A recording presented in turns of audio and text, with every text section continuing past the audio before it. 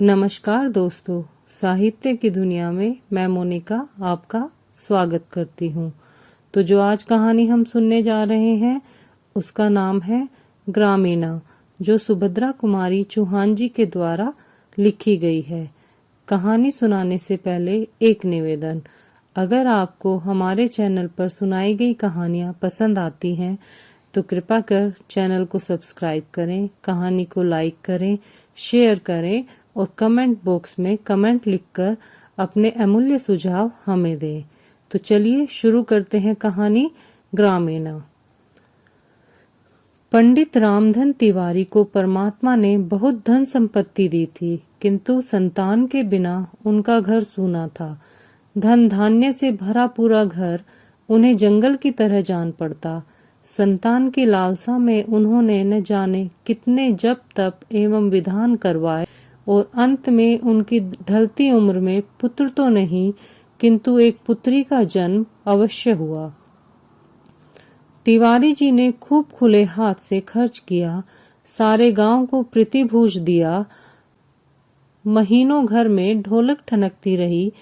कन्या ही सही, पर इसके जन्म से तिवारी के निसंतान होने का कलंक धुल गया। कन्या का रंग गोरा चिट्टा, आंखें बड़ी बड़ी, चौड़ा माथा, सुंदर सी नासिका थी। उसका नाम रखा गया सोना। सोना का लालन पालन बड़े प्यार से होने लगा। सोना के 7 साल के होने पर तिवारी जी ने घर में एक मास्टर लगाकर सोना को हिंदी पढ़वाना आरंभ किया। सोना ने थोड़े ही समय में रामायण महाभारत पढ़ना आरंभ कर दिया। ज्यादा पढ़ाकर उन्हें सोना से कोई नौकरी तो करवानी नहीं थी, इसलिए सोना का पढ़ना बंद करा दिया गया। अब सोना 9 वर्ष की सुकुमार सुंदर बालिका थी। उसकी सुंदरता और सुकुमारता को देखकर गांव के लोग कहते थे, तिवारी जी आपकी बेटी देहात के लायक नहीं है, इसका विवाह तो कहीं शहर में ही करना। सुनते हैं शहर में बड़ा आराम होता है। तिवारी जी की बहन जानकी का विवाह तो गांव में ही हुआ था, किंतु इधर कुछ समय से वह शहर में जाकर रहने लगी थी। जब कभी वह शहर से चौड़े किनारे की साड़ी, आधी बाह का लेस लगा जैकेट, पैरों में काले काले स्लीपर पहनकर आती तो सारे गांव की स्त्रियां दौड़ दौड़ कर उसे देखने आती। जानकी के पति नारायण ने मिल में नौकरी कर ली थी। उसे 20 रुपए माहवार मिलते थे। अब वह देहाती न था, 16 आने का शहरी बाबू बन गया था। जब कभी गांव में जाता, कान में इत्र का फाहा लगाकर जरूर रखता। गांव वालों को अपने जीवन से शहर का जीवन ही सुखमय और शांतिदायक मालूम होता। इन सब बातों को देखकर और सोना की सुकुमारता को देखते हुए सोना की माँ नंदो ने निश्चय कर लिया था कि मैं अपनी सोना का विवाह शहर में ही करूंगी। किंतु सोना को कुछ ज्ञान नहीं था। वह तो अपने देहाती जीवन में ही मस्त थी। वह दिन भर स्वच्छंद फिरा करती। कभी कभी वह समय पर खाना खाने आ जाती, कभी कभी खेल में खाना भी भूल जाती। सुंदर चीजें इकट्ठी करने और उन्हें देखने का उसे व्यसन सा था। गांव में उसे अपनी जोड़ की कोई लड़की न मिलती थी, इसीलिए किसी लड़की से उसका अधिक मेल जोल न था। नंदो को सोना का स्वच्छंद प्रियता पसंद न थी, किंतु वह सोना को दबा भी नहीं सकती थी। जब कभी वह सोना को इसके लिए कुछ कहती तो तिवारी जी उसे आड़े हाथों लेते, कहते लड़की है, पराए घर तो उसे जाना ही पड़ेगा, क्यों उसके पीछे पड़ी रहती हो, जितने दिन है खेल लेने दो, तुम्हारे घर जन्म भर थोड़े ही बनी रहेगी। लाचार नंदो चुप रह जाती। सोना ने 13वें साल में पैर रखा, किंतु तिवारी जी का ध्यान इस तरफ था ही नहीं। एक दिन नंदो ने उन्हें छेड़ा, सोना के विवाह की भी कुछ फिक्र है? तिवारी जी चौंक से उठे, बोले, सोना का विवाह? अभी वह है कै साल की? किंतु यह कितने दिन चल सकता था? लड़की का विवाह तो करना ही पड़ता है। इधर सोना अभी भी निरी बालिका ही थी। वह राजा रानी का खेल खेलती थी। अब उसके अंग प्रत्यंग में धीरे धीरे यौवन का प्रवेश हो रहा था, किंतु सोना को इसका ज्ञान नहीं था। सोना का विवाह तय हो गया। वर की आयु 22 साल की थी। वह सुंदर, स्वस्थ एवं चरित्रवान युवक था। वे एक प्रेस में नौकरी करते थे। 75 रुपये माहवार तनख्वाह पाते थे। घर में एक बूढ़ी माँ को छोड़कर और कोई न था। बिहार के रहने वाले थे। कुछ ही दिनों से यूपी में आए थे। पर्दे के बड़े ही पक्षपाती और पुरानी रूढ़ियों के कायल थे। नाम था विश्वमोहन। जब तिवारी ने विश्वमोहन एवं उनके घर को देखा तो उनकी खुशी का ठिकाना न रहा। विश्वमोहन बाबू पूरे साहब ही दिखते थे। उनके घर के सभी खिड़की दरवाजों पर चीकें पड़ी हुई थी। जमीन पर एक दरी बिछी हुई थी जिसके बीच में एक गोल मेज थी। मेज के चारों तरफ कुर्सियां थी। सुंदर सुंदर प्यालों में मेज पर बैठकर चाय पीने का तिवारी जी के जीवन का यह पहला अनुभव था। चाय पीने के बाद तिवारी जी ने 2 गिन्नियां वरीक्षा में देकर शादी पक्की कर दी। रास्ते में नारायण ने कहा, घर में देखा कितना पर्दा है। इनकी बूढ़ी माँ हो गई है, मगर मजाल है कि कोई परछाई भी देख ले। तिवारी जी खुशी खुशी घर लौटे। घर आकर उन्होंने नंदो के सामने वर के रूप और गुण का बखान किया तो नंदो फूली न समाई। वह जैसे घर और वर अपनी पुत्री के लिए चाहती थी वैसा ही उसे मिल गया। इसके लिए उन्होंने परमात्मा को धन्यवाद दिया और नारायण को मन से आशीर्वाद। सोना ने जब सुना कि उसका विवाह हो रहा है तब वह दौड़कर आई। उसने माँ से पूछा, माँ, विवाह कैसा होता है और क्यों होता है? माँ समझ ही न सकी कि पुत्री को क्या उत्तर दे, किंतु चतुर जानकी ने बात बना ली। वह बोली, विवाह हो जाने पर अच्छे अच्छे गहने कपड़े मिलते हैं, इसलिए विवाह होता है, सास के घर जाना पड़ता है। सो तो मैं पहले से ही जानती थी बुआ जी कि विवाह होने पर सास के घर जाना पड़ता है। मैं कह देती हूँ कि मैं कहीं नहीं जाऊंगी, विवाह चाहे करो या ना करो, कहती हुई सोना खेलने चली गई। नंदो बोली, जानकी दीदी, तुम लोगों की कृपा से मेरी सोना सुखी रहे। जैसे उसका नाम सोना है वैसे ही उसके जीवन में सोना बरसता रहे। सोना का विवाह हो गया। रामधन तिवारी की लड़की का विवाह गांव के अन्य विवाहों से अलग था।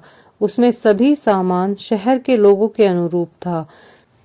विदा के समय बेटी के रुदन को देखकर माता पिता बेहिबल हो उठे।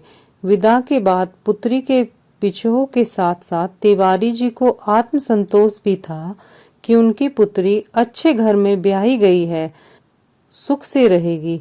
सोना ससुराल पहुंची। रास्ते भर तो जैसे तैसे आई, किंतु यहाँ आकर एक कोठरी में बंद कर दी गई और बाहर की साफ हवा दुर्लभ हो गई तो उसे ससुराल का जीवन बड़ा कष्टकर मालूम हुआ। 4-6 दिन में ही वह मुरझा गई। एक दिन विश्वमोहन ऑफिस चले गए थे। सास सो रही थी। सोना आंगन के दरवाजे तक चली आई। चिक को हटाकर जरा बाहर झांका। यहाँ देहात की सुंदरता तो न थी, किंतु साफ हवा तो थी ही। उसी समय एक बुढ़िया वहां से निकली। सोना को उसने चिक के पास देख लिया। उसने आकर उसकी सास से शिकायत की, विष्णु की अम्मा, तुम्हारी बहू के लक्षण अच्छे नहीं हैं। सोना को समझ ही न आया कि उसे किस काम के लिए डांट पड़ रही है। चिक के पास जाकर उसने कौन सा अपराध कर दिया। इसी बीच सोना को लेने तिवारी जी आ गए। उसने मन ही मन निश्चय किया कि वह वापस नहीं आएगी, लेकिन शहर वाले बहू को मैके में ज्यादा दिन नहीं रहने देते। विश्वमोहन 15 दिन बाद ही सोना को लेने आ गए। वे जब आ रहे थे तो उन्हें सोना रास्ते में ही पेड़ पर चढ़ी मिली। उसके साथ ही और भी बहुत से लड़के लड़कियां थे। सोना का सिर खुला था। सोना को विश्वमोहन ने देखा, किंतु वह उन्हें न देख पाई। पत्नी के रंग ढंग उन्हें न सुहाए और उन्होंने निश्चय किया कि अब वे अपनी पत्नी को यहाँ न भेजेंगे। सोना फिर ससुराल आई। सास ने गृहस्थी का सारा भार सोना पर डालकर गृहस्थी से छुट्टी ले ली। सोना ने कभी घर का काम न किया था। अतः उसे बहुत कठिनाई हुई। धीरे धीरे उसे काम का अभ्यास हो गया। घर में रात दिन बंद रहने की आदत न थी। बाहर जाने के लिए उसका मन व्याकुल रहता। बाहर चना जोर गरम या अन्य आवाज सुनकर वह व्याकुल हो जाती। अपना यह जीवन उसे कैद खाने के समान लगता। सोना बहुत दिनों तक अपने आप को रोक न सकी। वह पति एवं सास की आंख बचाकर गृह कार्य के पश्चात कभी खिड़की कभी दरवाजे के पास खड़ी होकर या जैसे मौका मिलता जाकर खड़ी हो जाती। बाहर का दृश्य, हरे भरे पेड़ पत्तियां देखकर उसे कुछ शांति मिलती। मोहल्ले वालों से यह बात सहन न हुई। कल की आई हुई बड़े घर की बहू सदा खिड़की दरवाजों से लगी रहे। पुराने विचार वाले पर्दे के पक्षपातियों को सोना की हर बात में बुराई नजर आने लगी। इसी बीच किसी काम से सोना की सास को कुछ दिनों के लिए गांव जाना पड़ा। अब पति के ऑफिस जाने के बाद वह स्वच्छंद हिरनी की तरह फिरा करती। कोई रोक टोक करने वाला तो था ही नहीं। कभी कभी वह चिक से बाहर भी चली जाया करती। आसपास की कई औरतों से उसकी जान पहचान भी हो गई।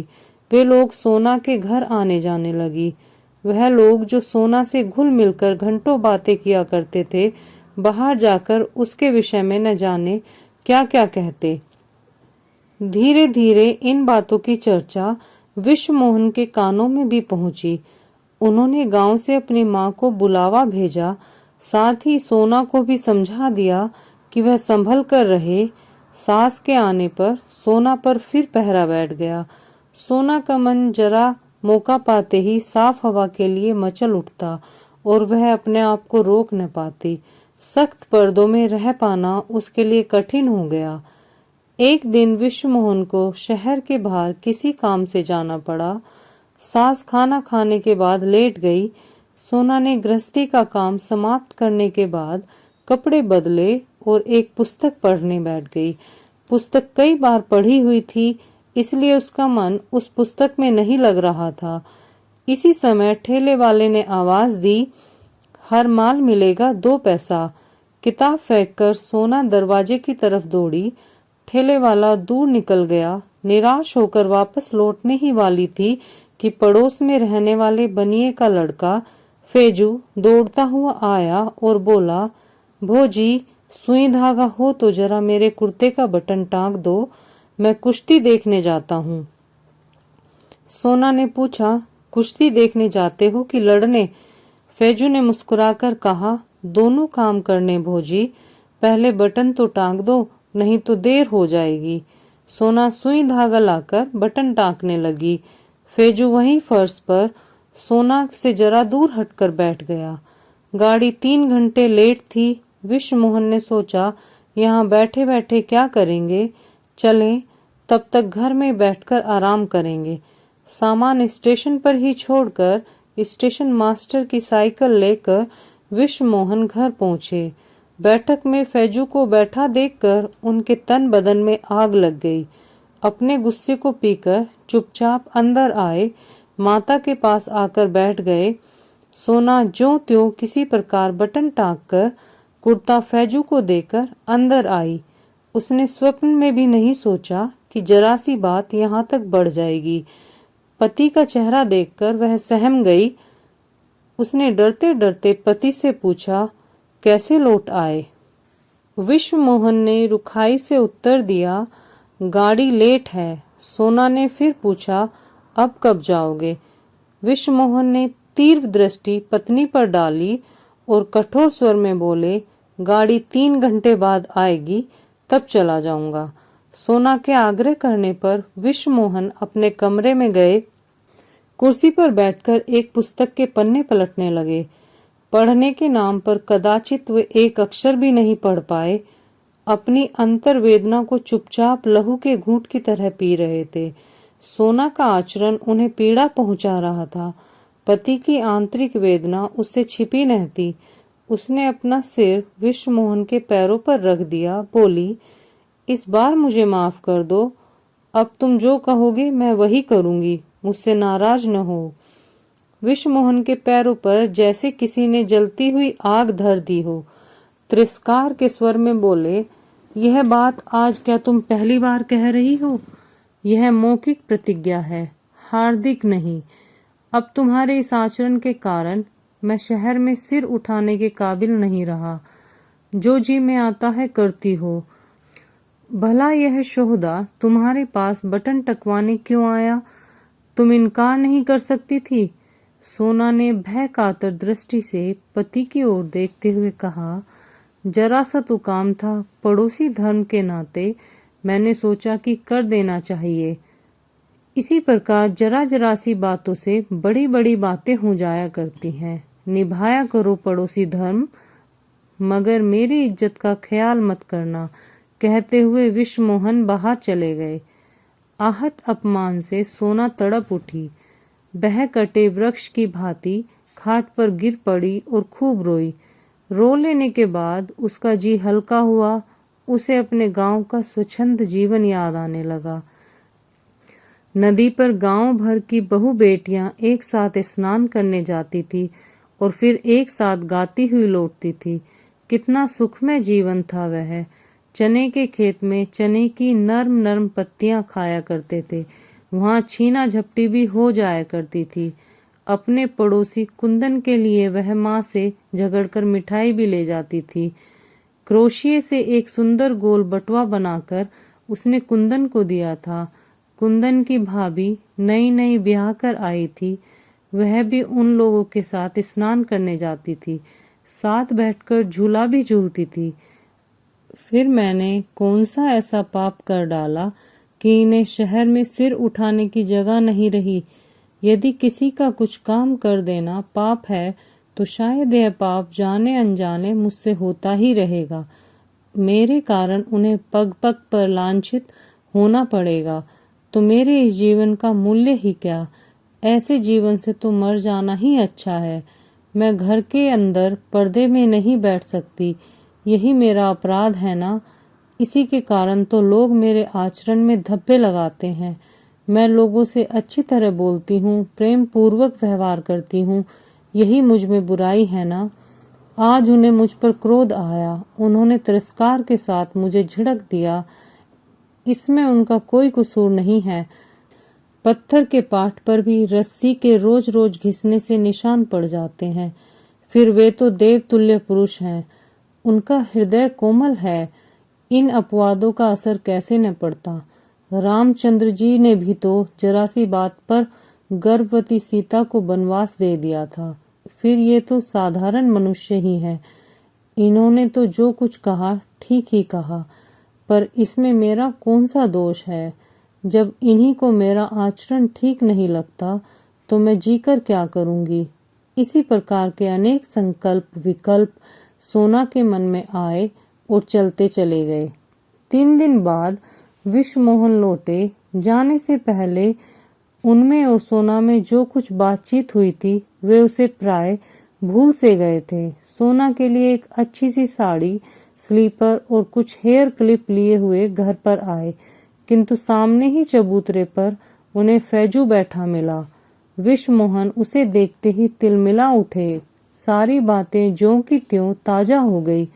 चेहरा फिर गंभीर हो गया। घर आकर वे सोना से एक बात भी न कर पाए। माँ से 1-2 बातें कर बिना भोजन किए ही ऑफिस चले गए। सोना से यह अपेक्षा सही नहीं गई। पिछले 3 दिनों से वह खिड़की दरवाजे के पास भी न गई थी और उसने यह निश्चय कर लिया था कि अब वह कभी खिड़की दरवाजे के पास नहीं जाएगी। विश्वमोहन के व्यवहार ने उसे अधिक खिन्न कर दिया था। अपने जीवन को समाप्त करने का उसे और कोई साधन न मिला। आंगन में लगे धतूरे के पेड़ से उसने 2-3 फल तोड़ लिए, उन्हें पीसकर पी गई। कुछ ही क्षण बाद सोना के हाथ पैर अकड़ने लगे। उसकी जुबान ऐंठ गई और उसका चेहरा काला पड़ गया। वह देख रही थी किंतु बोल नहीं सकती थी। इसी समय तिवारी जी सोना को विदा करवाने आ पहुंचे। सोना पिता को देखकर बहुत रोई। देखते ही देखते सोना के प्राण पखेरु उड़ गए। सोना सदा के लिए शांति की नींद सो गई। अपवाद की विषैली वायु उसे छू भी न सकती थी। घर भर में कोहराम मच गया। शाम 6 बजे विश्वमोहन जी ऑफिस से लौटे। घर में रोने की आवाज सुनकर उनका हृदय किसी अज्ञात आशंका से कांप उठा। घर आकर देखा कि तिवारी जी कन्या की लाश को गोद में लेकर दहाड़े मार मार कर रो रहे थे। इसी बीच तिवारी जी कई बार कन्या को लेने आ चुके थे, किंतु विश्वमोहन ने विदा नहीं किया। विश्वमोहन व तिवारी में कोई खास बातचीत न हुई। अंतिम संस्कार के बाद जब विश्वमोहन लौटे तो मेज पर उन्हें सोना का पत्र प्राप्त हुआ। मेरे देवता, मैं मर रही हूँ। मरने वाला झूठ नहीं बोला करता। आज तो अंतिम बार विश्वास कर लेना, मैं निर्दोष थी। मुझे लगता है या तो यह दुनिया मेरे लायक नहीं है या मैं इस दुनिया के लायक नहीं। इस छल कपट से परिपूर्ण संसार में मुझे भेजकर विधाता ने उचित नहीं किया। आप मेरी एक कठिनाई नहीं समझ सके। एक वातावरण से दूसरे वातावरण में पहुंचकर मैं अपने को शीघ्र ही अनुकूल नहीं बना पाई। अपने मरने का मुझे कोई अफसोस नहीं है। दुख है तो केवल इस बात का कि मैं आपको सुखी न कर सकी। अभागिनी, सोना। इसी के साथ कहानी समाप्त होती है। कहानी सुनने के लिए आपका धन्यवाद।